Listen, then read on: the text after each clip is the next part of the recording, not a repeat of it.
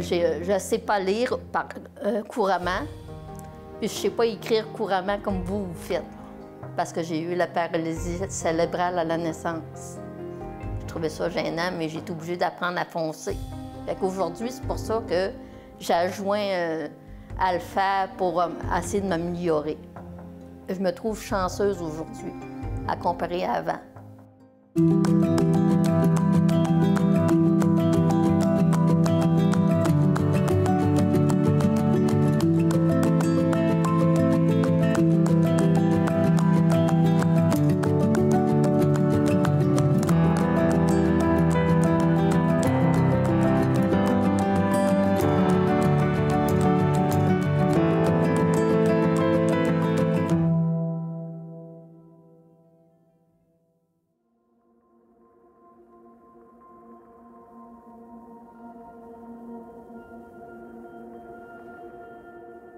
C'est Sylvie Gagnon, je viens de Matane, je suis native de Saint-Adèle.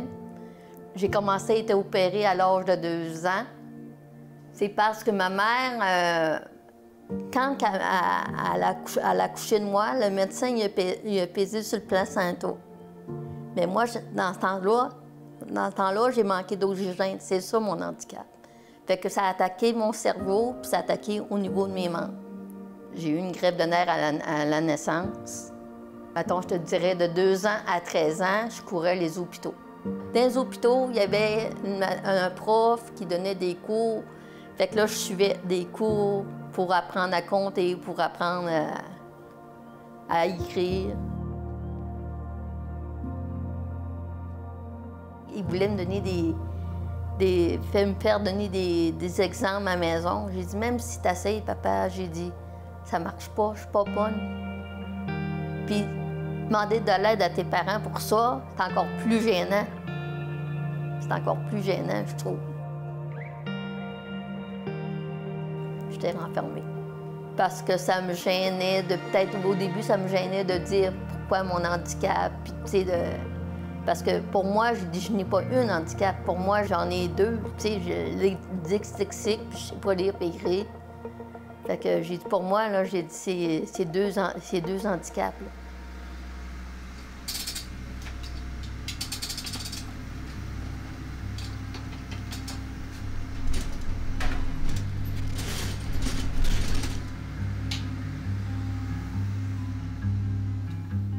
Lorsqu'on parle d'analphabétisme, c'est fou là, tout ce que ça peut toucher.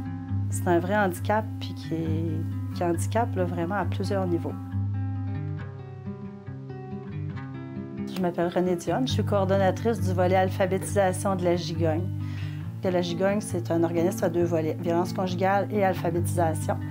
Puis au départ, c'était vraiment mis sur pied pour aider les femmes qui étaient victimes de violences conjugales dans leur quête d'autonomie.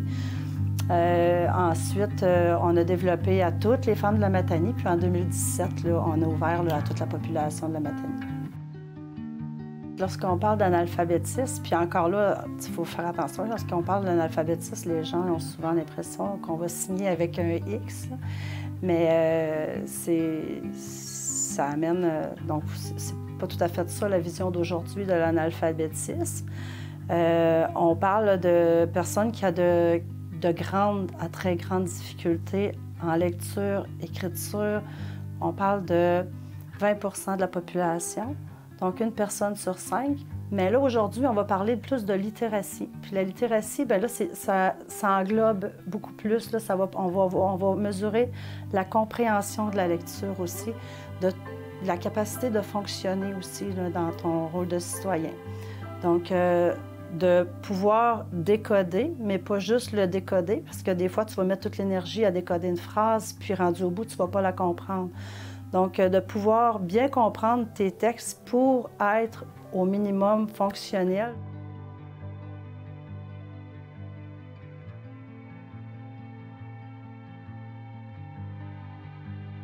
De voir les petits pas à chaque jour qu'ils font, c'est vraiment, vraiment, vraiment gratifiant puis valorisant. De voir qu'une personne a de la difficulté aussi à nommer ces choses, parce que on sait que l'analphabétisme, donc la difficulté à lire, à écrire, va apporter aussi la difficulté à s'exprimer oralement. Donc, de poser leurs questions, d'appeler, d'être capable d'appeler, puis de parler pour bien se faire comprendre, pour que la personne puisse lui apporter l'information souhaitée. Bien, des fois, c'est vraiment difficile. On fait quelques pratiques avant, là, puis avant de faire l'appel. Puis, à un moment, on se rend compte que cette personne-là est capable de faire ses appels toute seule, puis c'est qu'eux aussi s'en rendent compte, hein? Puis on les voit, les étincelles dans ses yeux, dans leurs yeux, là. C'est vraiment beau. C'est vraiment beau, c'est vraiment gratifiant pour nous de voir les progrès que ces gens font là. Ils travaillent tellement fort. Leur succès, ils le doivent qu'à eux.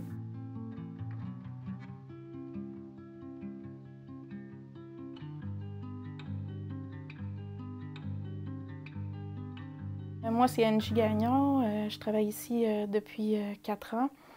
Je suis animatrice en alphabétisation. Donc, je donne des ateliers de français, de mathématiques, puis aussi d'informatique de base, donc apprendre à se servir d'un ordinateur. Quand j'étais enfant, je me disais que je voulais devenir enseignante justement pour pouvoir aider les personnes en difficulté, mais je pensais pas que j'allais me retrouver dans un milieu comme ça à l'âge adulte. Tu sais, c'est beaucoup plus une approche qui est personnalisée puis individuelle. Tu sais, on va avec les besoins de chaque personne, on les accompagne, donc tu sais, c'est plus intéressant que, mettons, d'avoir un programme puis de devoir le suivre à la lettre, qu'importe que les gens suivent ou pas, tu sais. Les difficultés en lecture puis en écriture, on ne se rend pas compte de toute la portée que ça a dans la société parce que, en vrai, tu sais, à l'épicerie, là, tout est écrit, tout est lettré. Si on regarde là, dans notre environnement, c'est un enjeu aussi de droit d'accès à l'information parce qu'une personne peu alphabétisée, bien, elle ne peut pas avoir accès à toute l'information qu'on a qui nécessite le code de l'écrit, là.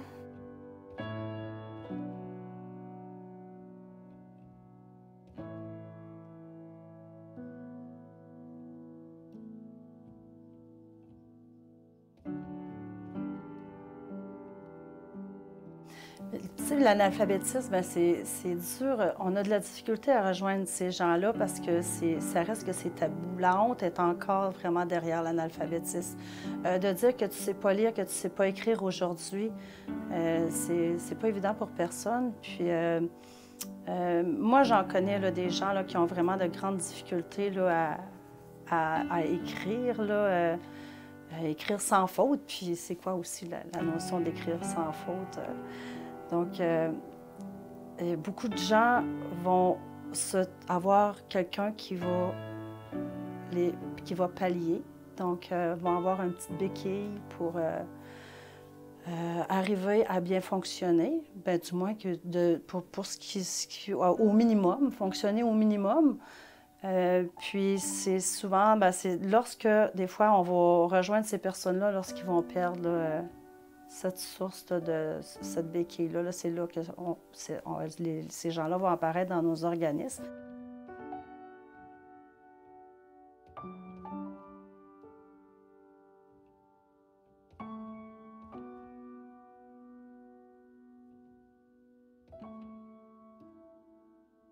Il a fallu que j'apprenne à avoir confiance. Parce que j'avais mes parents très protecteurs. Tu sais, je sortais pas.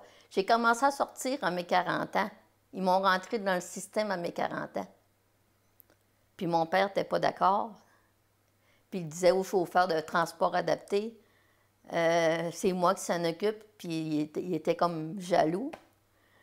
Puis il a fallu que j'apprenne à foncer. Il fallait que je sorte, puis j'allais travailler. Aux ateliers, ça fait 15 ans aujourd'hui que je suis là. C'est des gens que je connais qui restent ici, qui travaillaient là, puis ils nous disaient tout le temps, « Sylvie, viens-toi nous trouver. » Mais à chaque fois que je faisais les démarches, mon père me bloquait. Fait qu'à la 5e fois, j'ai dit, là, tu me bloqueras pas. Fait qu'à un moment donné, on s'avait donné un code, moi puis le gars. Il a dit, Sylvie, quand ça va être le temps, il va falloir que tu affrontes ton père.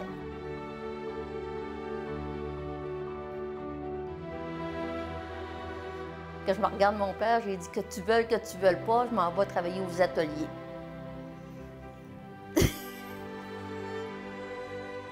J'étais contente. Il dit, je pense, il dit que j'ai plus le choix. J'étais prête parce que je voulais pas rester en 4 murs comme que j'étais au début, là.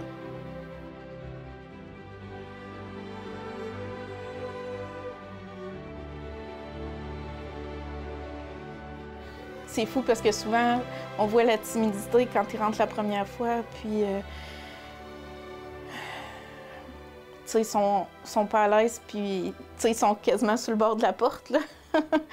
Ils sont pas sûrs qu'ils vont rester, mais quand ils voient l'entraide du groupe, puis la force du groupe, puis qui sont capables justement de vivre de l'entraide, puis ça les aide à développer leur confiance en eux, puis à voir qu'ils sont capables de poser des actions, puis à faire des choses, là. C'est le fun, puis c'est beau de les voir s'épanouir, puis grandir, cheminer. Parce que quand je suis arrivée ici, Sylvie, elle n'habitait pas encore dans son logement. À l'époque, elle habitait encore chez ses parents. Donc, tu sais, c'est un peu... souvent, pour ces personnes-là, c'est ce qui leur donne le coup d'envoi d'avoir plus de motivation puis de confiance en soi pour être capable de faire, on va dire, des choses plus grandes, là.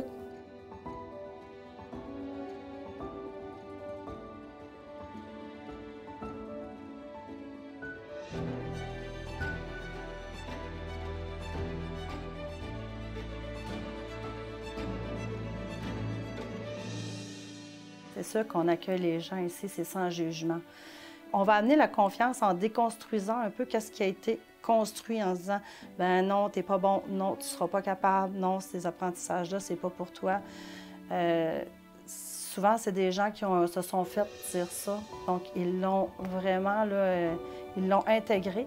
Donc, à partir de là, il faut le déconstruire ça pour que, au contraire, les gens sachent que ils ont la possibilité d'apprendre à leur rythme, mais ils vont faire leur apprentissage selon ce qu'ils veulent aller chercher, ce qu'ils veulent apprendre.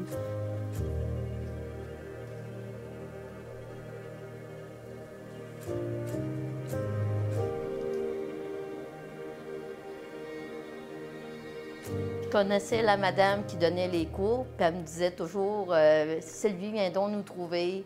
Puis moi, je disais non, j'irai pas parce que j'ai dit je vais vous retarder, puis je vais retarder le groupe. Puis ça finit que j'ai embarqué, mais tu sais, au début, j'ai bûché, là. Même encore aujourd'hui, je bûche aussi quand même.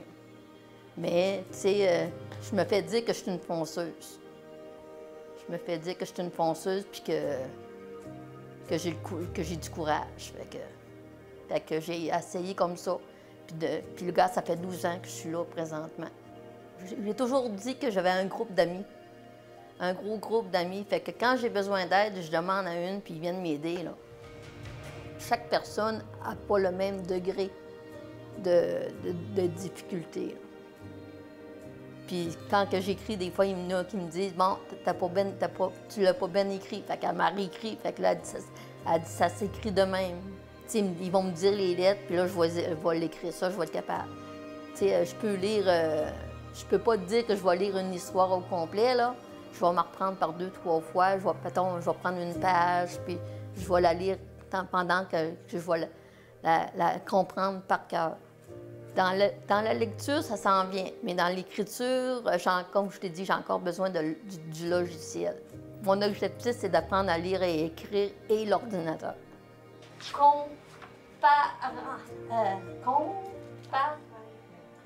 Comparaîtra, mardi, devant.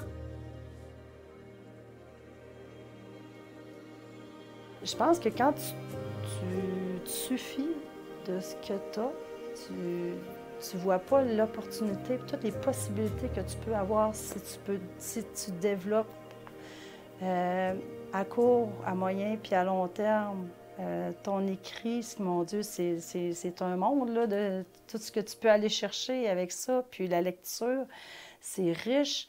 Donc, du moment où ce que la personne ne réalise peut-être pas tous les avantages, tout ce qu'elle peut gagner en autonomie, puis dans sa vie en faisant ces apprentissages-là.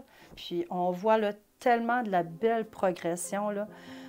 Des petits pas, puis des fois des grands, mais c'est qu'on avance tout le temps. C'est une démarche qui peut être sur du long terme. On parle de gagner en confiance, puis de se dire aujourd'hui, ben là, de te rendre compte que tu es capable d'aller plus loin, puis tu es capable finalement d'en faire des apprentissages, mais tu vas les faire à ton rythme, à toi. Parce que c'est pas tout le monde qui va cadrer dans le système scolaire d'aujourd'hui. Il n'est pas fait pour tout le monde. Donc, si tu ne cadres pas dedans, ben tu vas pas, tu peux pas arriver là, à te développer dans ce système-là.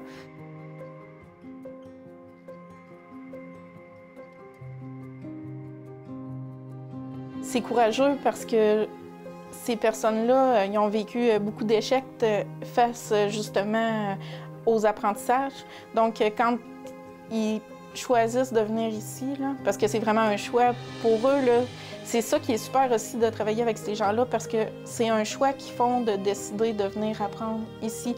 Donc, c'est des personnes qui sont très, très motivées, puis je trouve que ça prend beaucoup de courage aussi pour dire « j'ai de la difficulté ». Puis je veux apprendre. Je suis fière de ce que l'organisme peut leur apporter, là, parce que c'est fou comment je les ai vus grandir. Puis je leur dis tout le temps que c'est des personnes inspirantes. Puis, tu sais, leur cheminement, là, il n'est pas facile. Puis ils continuent jour après jour, puis ils foncent. Puis je considère que c'est un privilège de pouvoir les accompagner.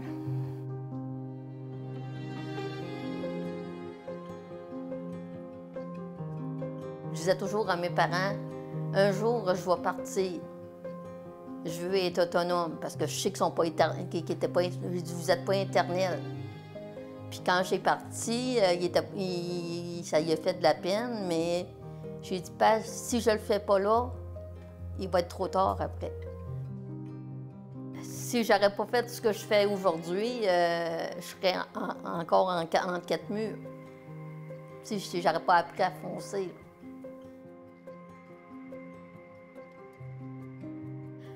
L'Alpha m'a permis d'apprendre à me débrouiller.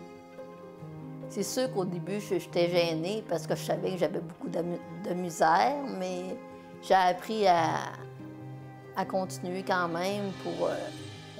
Puis aujourd'hui, bien, je fais ce que je suis capable de faire.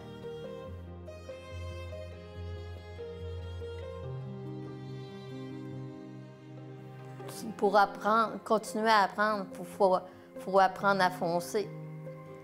Les médecins m'ont dit que j'étais comme une battante, parce que je ne suis pas une personne qui se décourage facilement. Ils ont dit, je ne sais pas ce que tu prends ton courage, mais ils ont dit, tu as un courage de faire.